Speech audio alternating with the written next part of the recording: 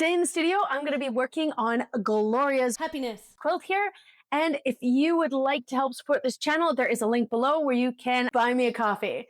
So let's go stitch. I have spent a lot of time quilting paper piece quilts, and I have a group presentation about these mandala style quilts and how to quilt them on a long arm. If anyone is interested, the link is in the description. There is also a long version of this video if you want to watch the quilting fully in real time with minimal edits. I like to do piano key borders on these quilts so that if my client wants to square up their quilt, they can do so without cutting off a fancy design. This way, I can also concentrate my quilting on the center of the quilt where all the action is.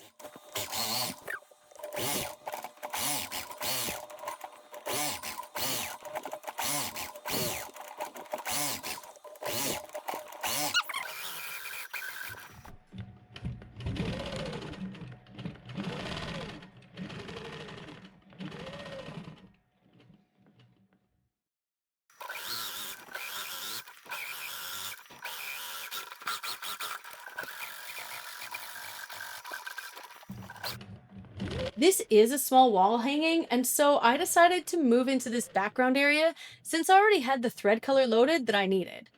As you can see, I have marked a grid in this area. I did that before I mounted this quilt. This is a 1-inch grid, as I wanted to quickly do a continuous curve design as a background fill.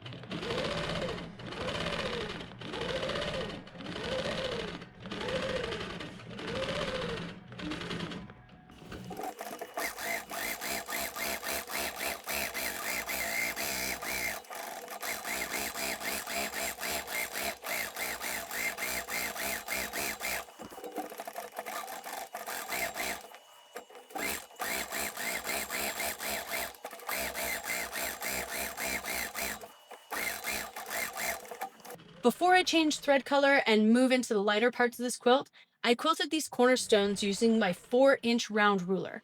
I find this size round ruler is one I reach for quite often. Although this particular ruler isn't available anymore, I have linked to some that are similar in the description. Make sure to drop a comment too, as it's a great way to support my channel for free. I read every single one of them and it helps me keep my spirits up and to make more videos.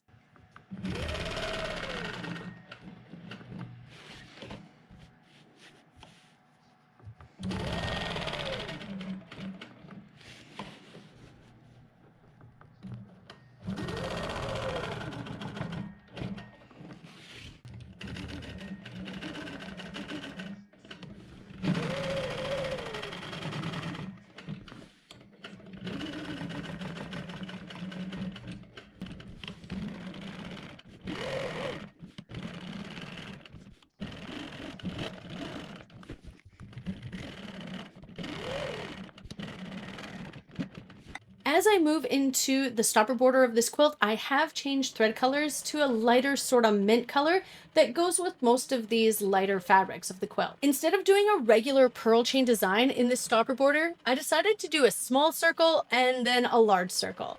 This isn't necessarily harder or easier than trying to make all the circles the same size, but if you do struggle with a perfect purl chain, maybe give this a shot. But as I said, it isn't really easier, as you still need consistency, and now you have another thing to think about.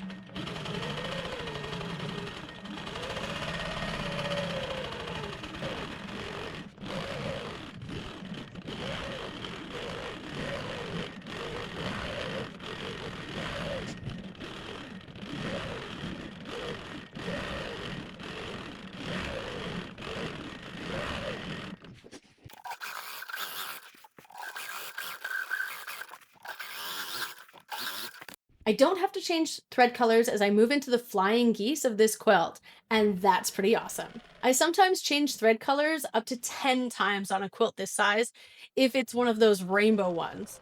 I have been asked a lot about whether or not I use monofilament thread, and I do. But personally, I like the look of real thread and have amassed a very impressive stash to choose from. I really like the idea of using real thread in quilts because I really want to see those awesome stitches that I'm making. I am still using that 4-inch ruler to create my design here, and I make sure to stitch everything in the ditch. And obviously, I have to add a simple circle to make everything cohesive. This is my favorite straight ruler by Silly Moon Quilt Company.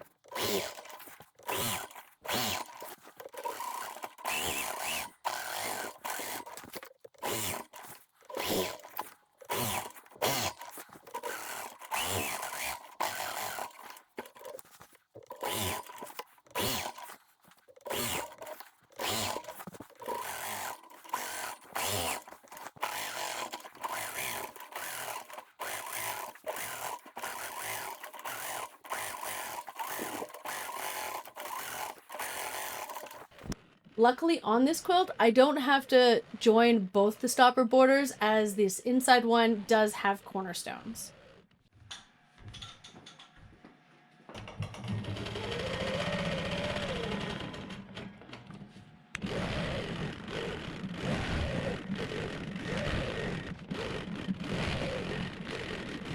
Instead of trying to find the perfect curved ruler for this big circle, I use my straight ruler to stitch this in the ditch.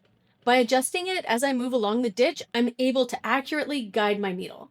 This does take a bit of practice, but in my opinion, it's a good skill to learn if you're planning on quilting more than one of these quilts.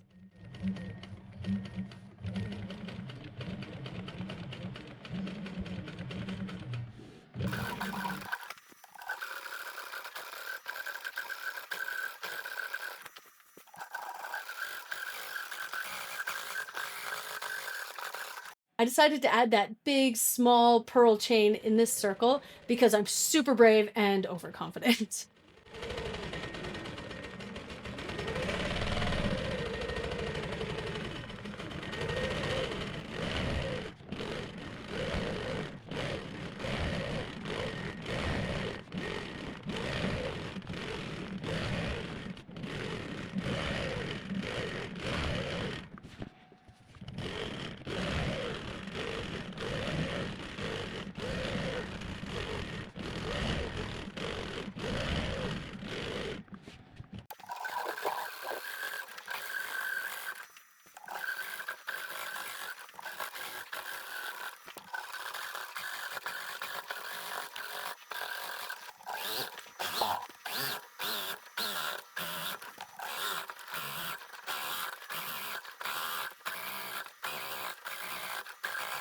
As I move into the paper piece points, I swap my round 4-inch ruler for the BFF ruler by Quilted Pineapple.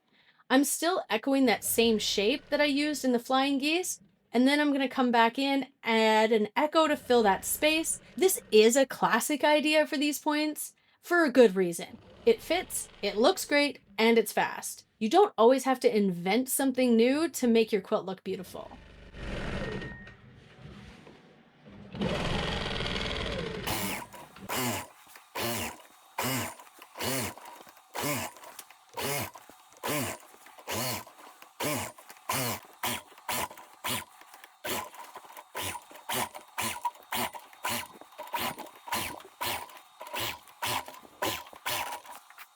love adding an echo around the inside circle.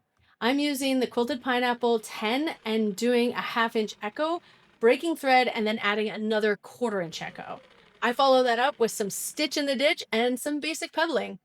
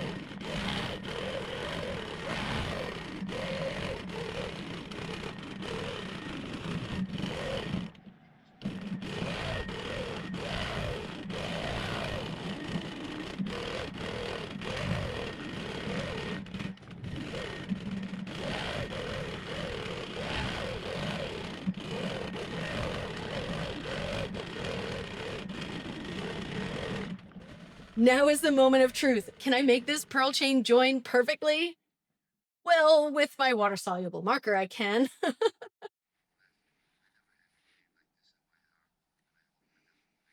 Hmm.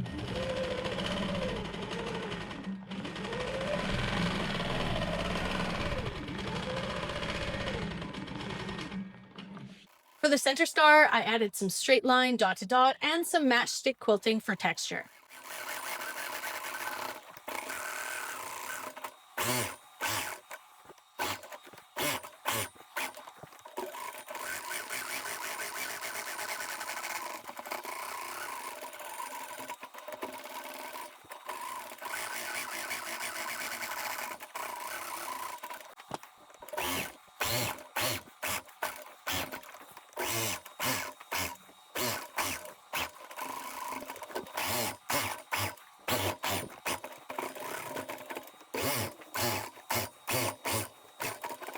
And that's how I finished this quilt.